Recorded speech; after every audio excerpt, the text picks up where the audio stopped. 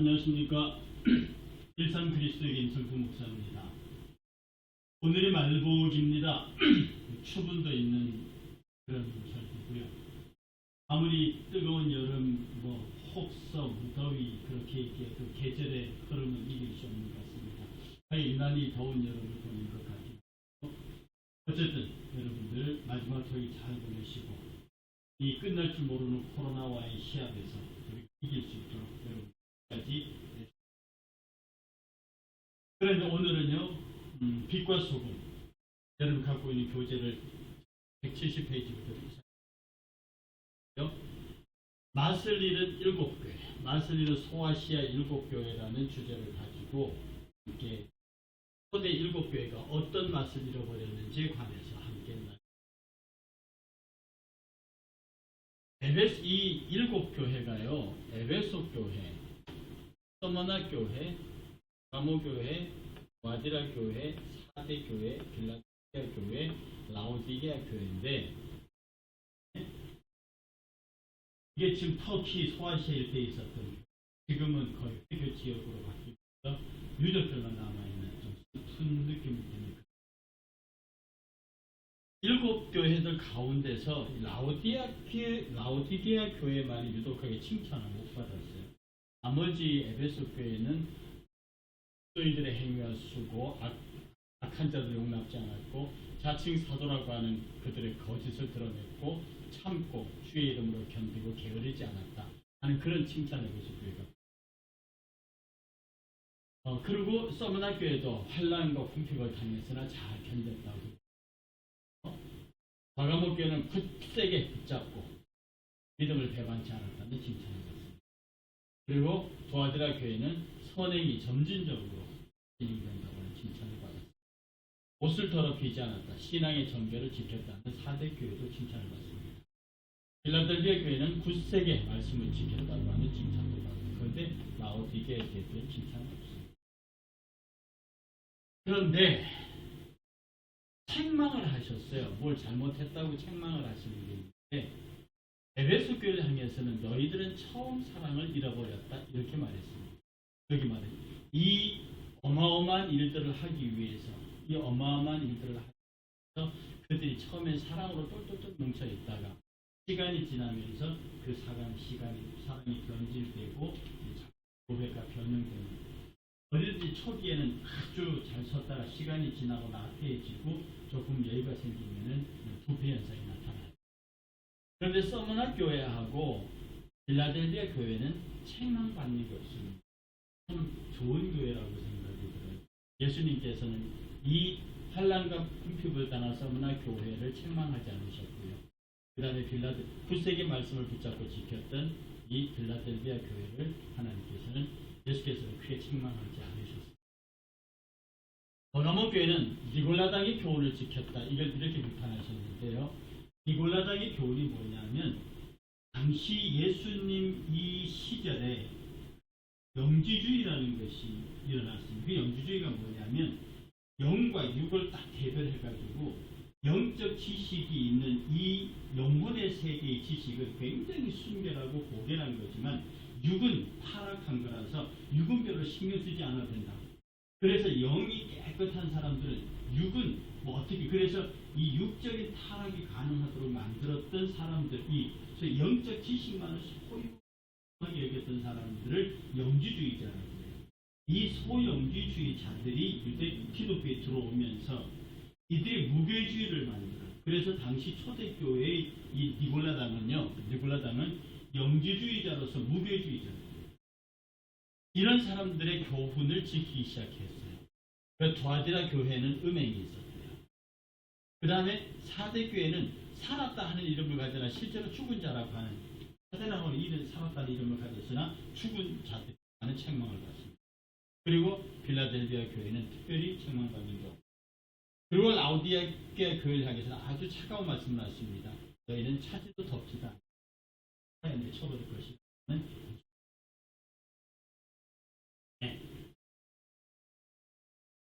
이 7교회를 향한 권고는 전부 다 있는데요. 그래서 에베소 교회를 향해서는 회개하라 이렇게 말씀하십니다. 회개하라. 처음 사랑을 버린 것을 회개해서 이 첫사랑을 찾아라 그 말씀이에요. 그 다음에 죽도록 충성해라. 어느 교회요? 서머나 교회.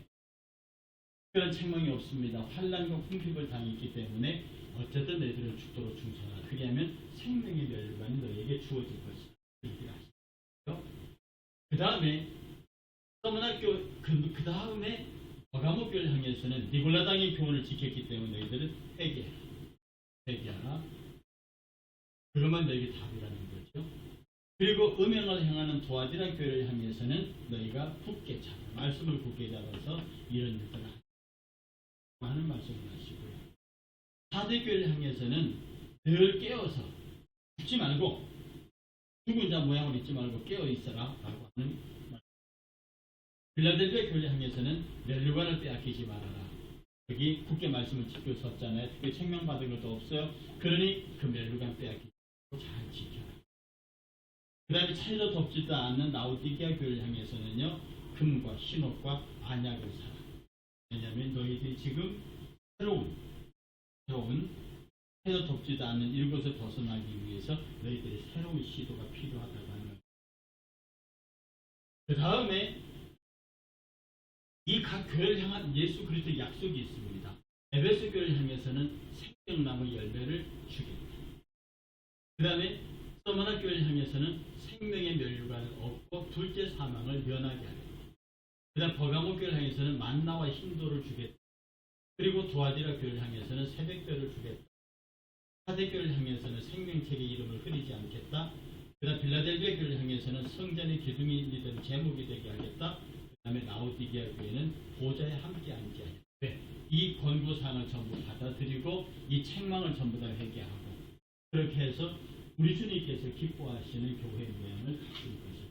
그래서 말입니다. 사실은 초대교회가 완전한 교회가 아니에요. 우리 그리스도인과 초대교회로 돌아가자라고 하는 캐치프레이즈가 있는데 이때 초대교회는 예수께서 초대교회 정의가 있습니다. 그리스도인가 가르치는 초대교회 정의가 뭐냐면 예수께서 가르치시고 사도들이 세우려고 했던 사도행전적 신약교회. 이게 우리가 말하는 초대교회. 예수님이 가르치시고 사도들이 세우려고 했던 사도행전적 신약교회. 이 전통 아래서 교회를 세워가자 회복해가자 하는 것이 그리스도의 교회 환원운동이 주장하는 초대교회입니다. 이 지금 초대교회 이런 문제들이 있어요. 이렇게 책망받고 이런 일이 있다고. 그러니까 초대교회가 완전한 교회가 아닙니다. 초대교회는 어쩌면 지금 우리 교회들이 갖고 있는 말씀을 그대로 다 갖고 있는 건지도 몰라요. 굉장히 조심해요. 자, 그 다음 오늘 저와 여러분들이 구체적으로 다루고자 하는 내용 이것입니다. 이 교회를 분석하는 건데요.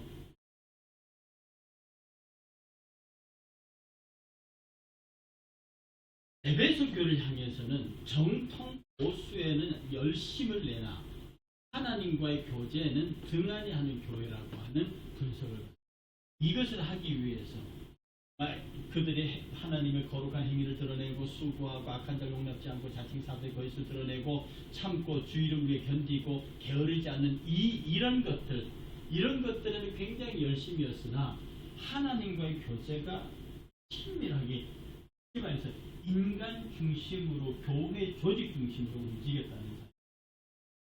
이렇게 되면 소금의 역할을 못합니다. 우리가 흔히 그런 표현 쓰잖아요. 모여서 예배하고 흩어져서 전도하자. 이 흩어짐이 있는 교회. 모이는 교회가 되면 사회교회가 되거든요. 사회가 왜 죽음 바다가 됩니까?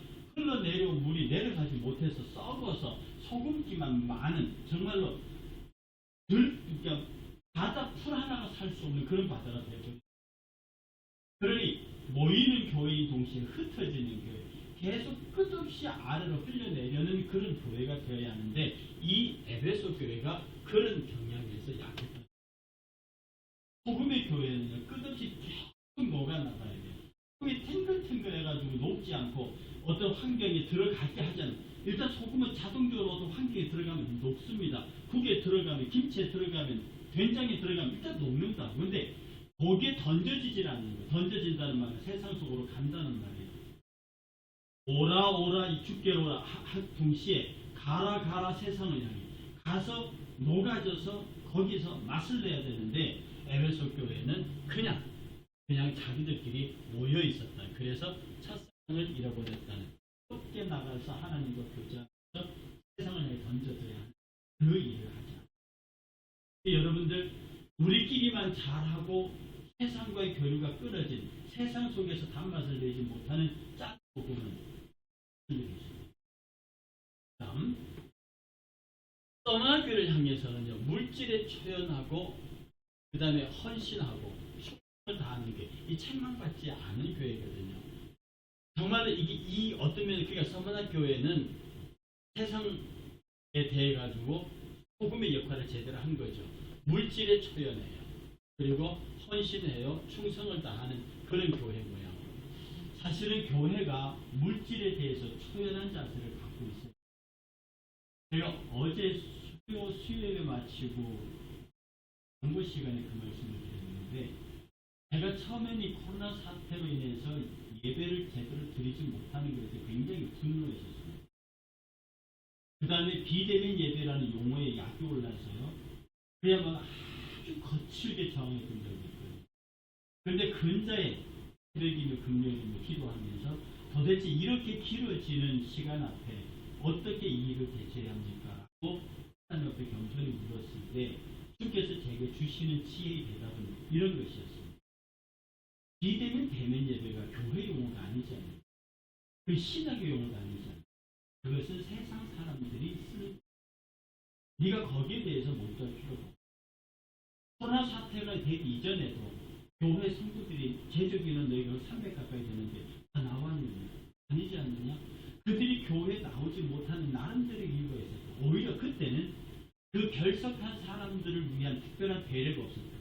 그들을 위해서 뭐 인터넷 중계 방송을 한다든지 뭐 설교를 보내준다든지 이런 게 없고, 그냥 못 나오시는구나 그러고 말았는데, 너 잘 봐라. 지금 코로나19라고 하는 상황 속에 못 나오는 사람들을 위해서 사선책으로라도 버리지 않고 인터넷 방송을 하지 않아요. 그러니 코로나 때문에 예배를 못 드린다고 말하지만, 코로나 이전에도 예배를 못 드리는 상황이 있는 사람들이 있어요.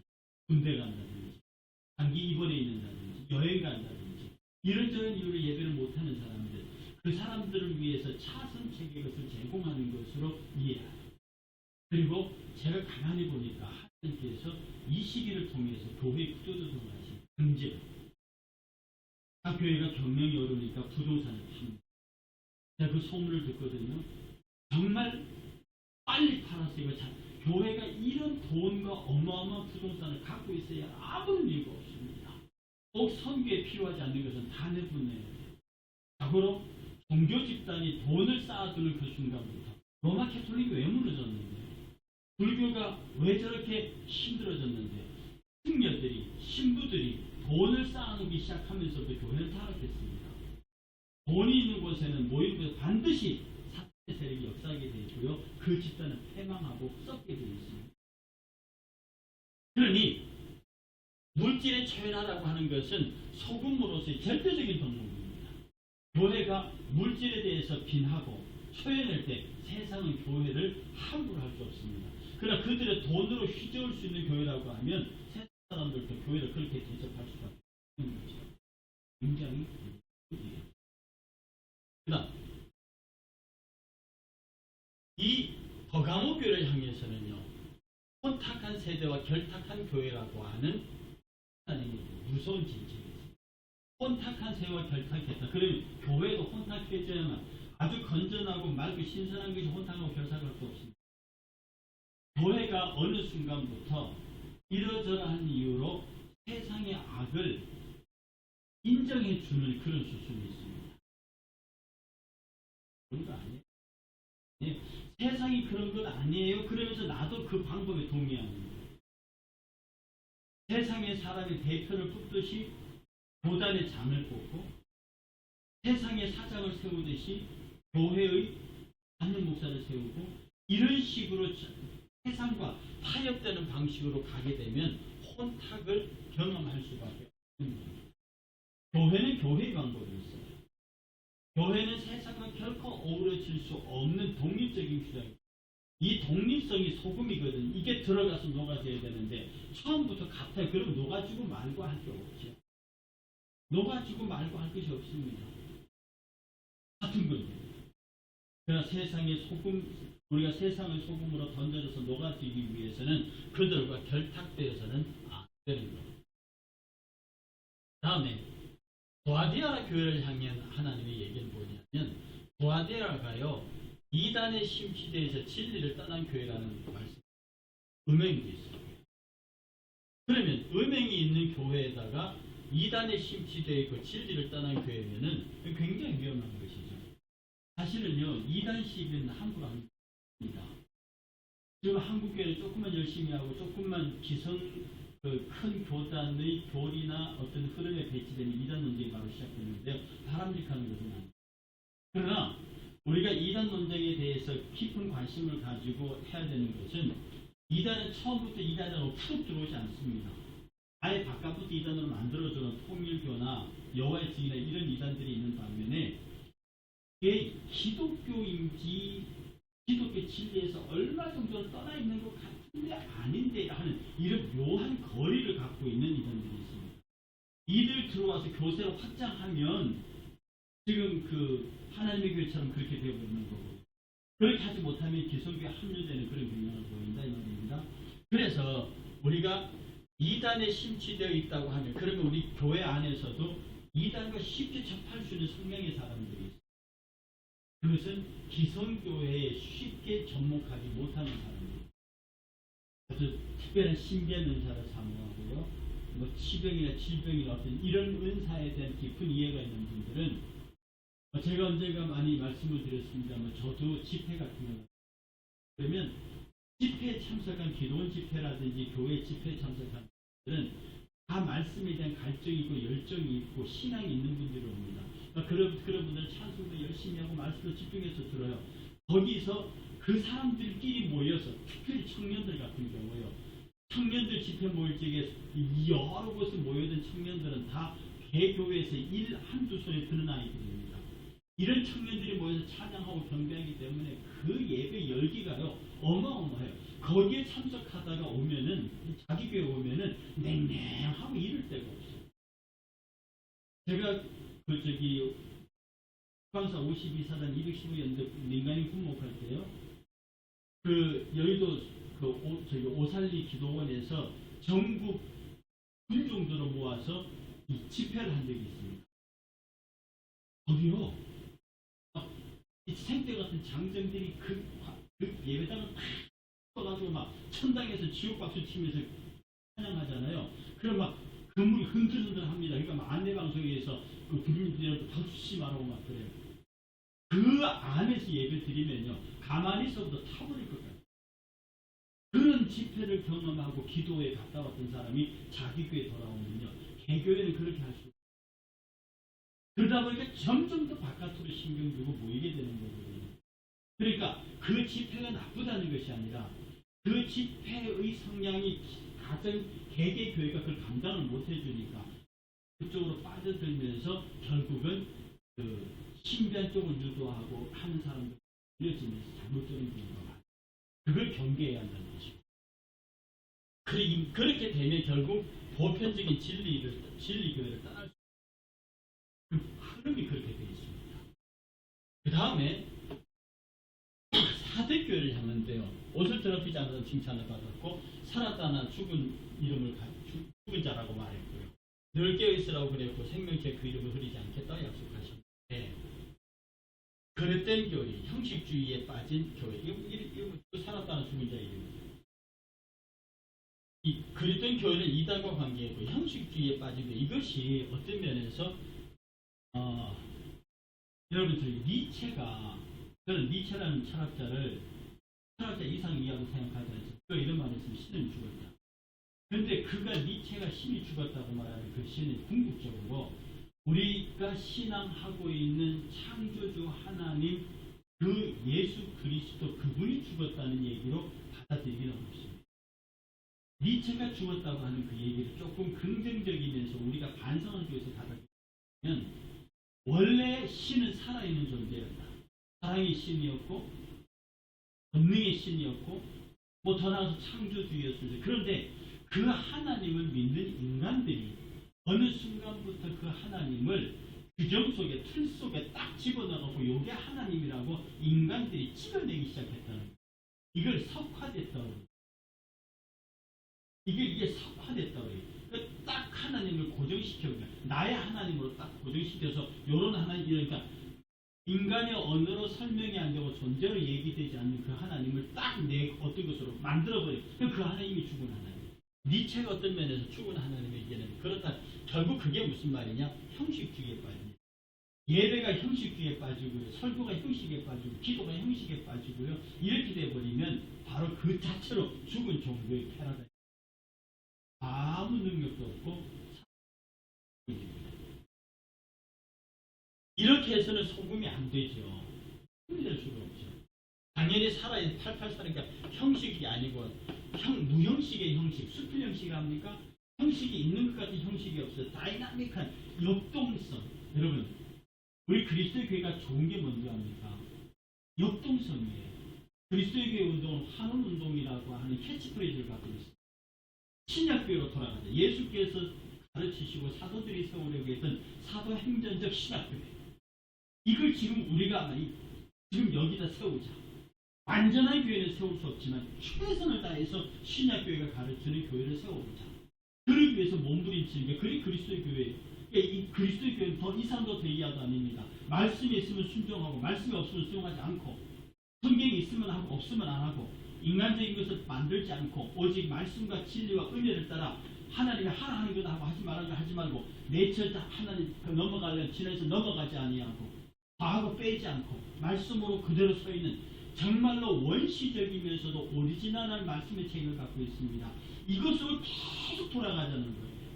처음에 이렇게 보다가 또 인간이 섞였습니다. 또 그걸 끄집어내고 다시 신약교회로 돌아가고 또 몇 년 내려오다 보면 또 인간이 섞이면 또 빼내고 다시 신약교회로 돌아가고 끝없이 원전으로 돌아가는 그 운동이 바로 그리스도의 교회 운동이에요. 이게 레스토레이션 무브먼트 환원 운동이고 그리스도의 교회 역동성입니다.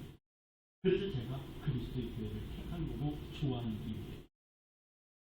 형식주의는 곧 해착을 만들고 고착을 만들고 결국 그것은 소금으로서 녹지 않겠다는 자기 고집입니다.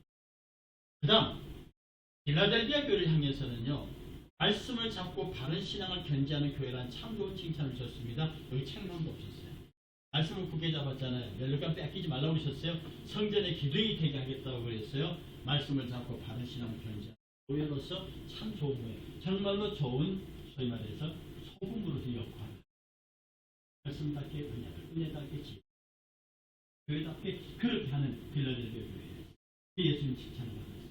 우리가 필라델피아 교회에 대한 얘기를 많이 안 하죠. 그러나 가끔가다 보면 필라델피아 교회라고 하는 교회명을 볼 수가 있어요. 제가 그걸 볼 때마다 미소가 이렇게 예수님이 칭찬받아요. 정말 우리가 필라델피아 교회를처럼요. 말씀을 잡고 바른 신앙을 견지하면서 세상에 대해서 감히 그들이 함부로 할 수 없는 당당함을 가지면서 기꺼이 그들에게 녹아 들어가는 멋있는 신앙. 이런 것이 우리 참 복된 교회입니다. 이 라오디게아 교회인데요. 세태와 인기, 물질적 부를 누리는 세속화된 교회. 사실은요. 왜 차지도 덥지도 않겠습니까? 왜 차지도 덥지도 않게 왜? 가치가니까. 여러분들 교회 신앙생활 합니다. 바깥에 나가서도 세상 사람들하고 어울리는 그런 문제는 없어요. 제가 기회 있을 때마다 드리는 말씀인데 유대인들은 단 한 번도 하나님을 버린 적 없어요. 명심하십시오. 그들은 야훼 하나님으로부터 택함 받은 이후로 단 한 번도 하나님을 버린 적이 없습니다. 문제는 그 하나님에다 플러스 이방신을 갖다 둔 다신교를 만들었다는 거예요. 유대인은 유일신교입니다. 나 외에 다른 신을 섬기지 말고 우상도 만들지 말고 내 이름을 망령들이 긋지도 마는 내 이름을 망령들이 긋지 말라는 말은 내 이름을 다른 이름하고 같이 두지 말라는 뜻입니다. 그래서 다른 신하고 같이 뒀다고요. 이방인들이 막 다신 종교를 믿으니까 그게 좋아 보여서 하나님도 섬기고 말뚝도 섬기고 바알도 아자라도 뭐 만몬도 섬기고 그랬다는 거거든요. 밀곰도 섬기고 그랬다는 거거든요. 하나님 그걸 싫어하시는 겁니다. 그런데요. 이 라오디게아 교회가 바로 쇠퇴와 인기, 물질적 불을 이루는 세속화된, 그래도 세속과 함께 그냥 엮여져 가버리는 그런 교회, 이런 교회는 빛과 소금이 되죠. 그래서 여러분 이 말씀을 쭉 정리해 보시면요, 그냥 정통 조심하십시오. 우리는 정통교회야, 우리 정통주의야. 그것이 좋은 고백이긴 하지만 자칫하면 너 첫사랑 잃어버렸다는 소리 들었습니다. 소금 역할 하기 힘들다는 뜻입니다. 물질에 처해내야 합니다. 헌신과 충성이 있는 교회가 되야 합니다. 그러면 그게 칭찬받는 소금의 교회가 됩니다. 그 다음에 혼탁한 세계, 결탁한 세계는 교회는 소금이 될 수 없어요. 그리고 이단에 빠지거나 진리를 떠난 교회는 당연히 소금 역할을 못하죠. 형식주의에 빠진 교회, 그건 딱딱 굳어버렸기 때문에 녹을 수 있는 소금이 안 되는 거예요. 그 다음에 빌라델비아 교회처럼 말씀을 잡고 바른 신앙을 견지하는 교회가 되면 참 질 좋은 소금이 됩니다. 그리고 세트와 인기 영합해서 차지도 덮지도 않는, 세상과 잘 어울리고 교회와도 잘 어울리고 하나님도 다른 신도 같이 쭉 배열해놓고 내가 여호와를 믿는다고 말하는 그런 어리석은. 저는 이 7교회를 서로 비교해 보면서요, 그런 생각을 합니다. 우리 일산교회는 어떤 교회? 과연 우리가 빌라델비아 교회라는 칭찬을 받을 수 있을까? 혹은 우리가 서머나 교회라는 칭찬을 받을 수 있을까? 그리고 우리는 이 나머지 책망받은 5교회들 가운데 우리는 어떤 문제들을 갖고 있을까? 이렇게 목회자로서 보면 우리들의 교회에서 빼낼수록 정말 멋있는 정다운 소금이 만들어진다는 것입니다.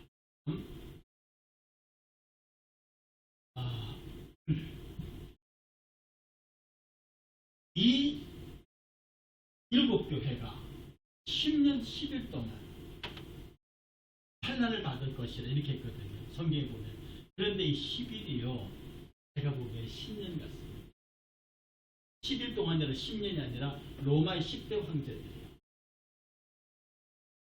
계시록의 예언은 이제 그래요. 이 교회가 10일 동안 환난을 받을 것이라는데 10일은 로마의 10대 교황들인데요. AD 313년에 콘스탄틴 대제가 등극하면서 기독교가 국교로 된 국교 공인령이 떨어질 때까지 63년에 네로가 바울을 참수했어요. 도미시안 황제가 요한을 반모섬에 유대시켰고요. 드리아노 황제가 이그나시우스를 말뚝에 묶고 화형에 처했습니다. 교부예요. 그 다음 황제 마르코스 아우렐리우스, 이때 폴리가 순교 교치 교부입니다.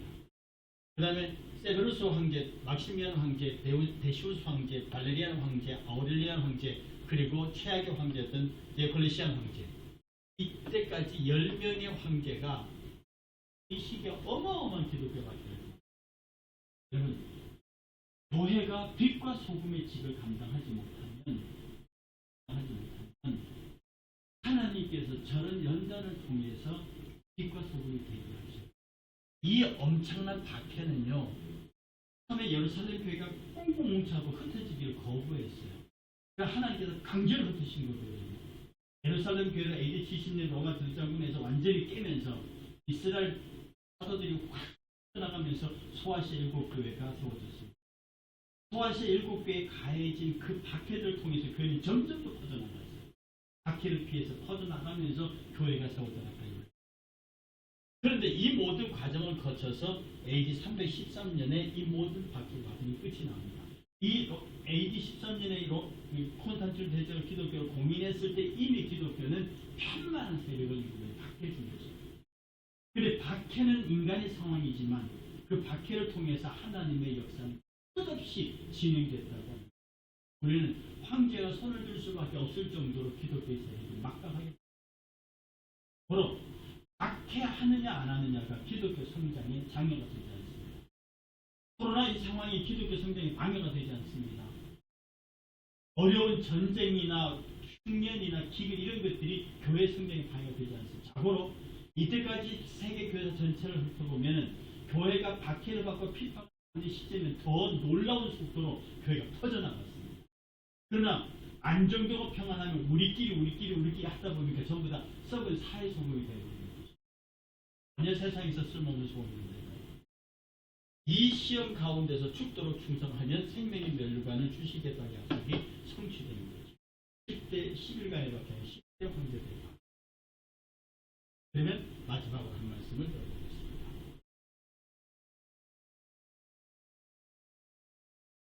하버드 법대 홀메스 교수가요, 이런 말을 했습니다. 내가 알고 있는 몇 명의 성직자들이 장례식 청부업자와 같이 보이지만 않았더라도 나는 교수가 되지 않으면 목사가 될지 모른다. 이 말을 했습니다. 이 홀메스의 눈에 목회자들이 장의사로 보여요. 결혼 주례나 서주고 장례나 지내주고 생명운동이 전혀 없는 밋밋한, 뭘 그냥 가만히 있어도 몰려오는 군중들이니까 그들에 비해서 생명 없는 설교, 의미 없는 성경 공부, 기도문을 줄줄 외는 기도회, 이런 것들을 가지고 하는 그 모습을 보고 홀메스가 신부하지 않고 나는 목사님, 그리고 법대 교수들이고 세상 사람들이 오늘 저와 여러분들 보고 무슨 생각을 할까요? 오늘 세상 사람들이 나라의 김성택이라는 목사를 보면서 무슨 생각을 할까요? 여러 성도들을 보면서 그들은 무슨 생각을 할까요? 예수님의 영광이 있어서 무언가 있는 사람이다 라고 하는 감정을 갖고 있을까요? 너나 내가 똑같은데 너 뭘 이렇게 하고 있을까요? 이런 부분에서 우리는 아주 스스로를 많이 돌아보고, 모양만 소금이 아니고요, 진정한 맛을 지닌 소금임을 어떻게든 우리가 너희들에게 들어가서 녹기만 하는 짠맛이 아니라 단맛을 내는 소금이고, 우리가 들어갔을 때 부패하지 않고 썩지 않는 상태가 된다고 하는 것을 세상에 알게 해야 돼요. 만약 우리가 맛을 잃은 소금처럼 어중간하게 차져덥지 않게 그렇게 주님과 세상 사이에서 머뭇거리고 있으면요, 우리가 받을 것은 세상으로부터 조롱받고 없습니다. 주님으로부터 책망입니다. 이게 얼마나 망하는 거죠. 지금 교회 조롱받고 있습니다. 제가 이제 우리 교회 안에서 행복학교라고 하는 좋은 학교를 만들어서 학교방 아이들 집에 보려고 여러 관청과 접촉을 했습니다. 주지 않습니다. 제가 개인정보 보호라고 공인단체가 되기 전까지는 사설단체에 주소입니다. 두 번째, 교회라서 저는 그것이 너무 마음이 아팠습니다. 언제부턴가 교회가 청소년 선도와 이 사회가 그 소외된 사람들을 책임지는 자리에서 언제부터 밀려나요? 이걸 NGO단체 뺏기고 공인대 사회단체 뺏기고 교회는 그들보다 위에서 당연히 배려하십시오 이렇게 해야 되는 단체가 돼야 되는데 교회니까 안 된다고 하는 이야기인데 너무 마음이 아팠습니다. 이런 교회가 빛과 소금이 될 수 있을까요? 그래야 한국 교회가 고민을 많이 해요. 그러니까 그들을 우리 조롱하고 있습니다. 당연히 우리는 주님께 책망하다. 좌우로 치우지 않고 뒤돌아보지 않고 곧장 표대를 향하여 나아가는 맛있는 소금. 우리가 누군지를 분명히 말해야 합니다. 우리가 어떤 존재인지 분명히 보여줘야 합니다. 세상을 사랑하지 않습니다. 그러나 세상을 지극히 사랑합니다. 세상을 원하지 않습니다. 그러나 우리 세상을 원합니다. 세상을 사랑하지 않습니다. 그러나 우리 세상을 사랑합니다. 세상을 원하지 않습니다. 그러나 우리 세상을 원합니다. 예수님, 복음 때문에 내 형제 자매들의 영혼의 구원, 내가 세상의 금은보화를 원하는 것이 아니라 세상의 출세를 원하는 것이 아니라 세상의 쾌락을 원하는 것이 아닙니다. 나는 세상을 사랑합니다. 거기에 있는 내 사랑하는 사람들, 주님의 영광과 만물의 구속을 위해서 나는 세상을 원합니다. 이 신앙으로 강력하게 묶여서 주님 앞에 딱 서면 그는 그야말로 멋진 소금입니다. 세상이 절대로 함부로 할 수 없습니다. 주님 우리를 칭찬하실 것입니다. 이 소금의 위력을 드러낼 수 있는 저와 여러분이 있습니다. 벌써 오늘이 지나면 8월 중순 향해서 가는 우리 소아시 일곱교회에 나타나 있는 소금의 비유를 한번 정리합니다. 우리도 하나님께 칭찬받는 교회, 주님으로부터 사랑받는 교회, 성도가 되기 위해서 우리 주님 앞에 내 자신을 드러내고 주의 은혜와 평안을 경험하는 복된 저와 여러분, 한 주 평안히 주시고요. 다음 주 화요일에 평안을 빕니다. 감사합니다.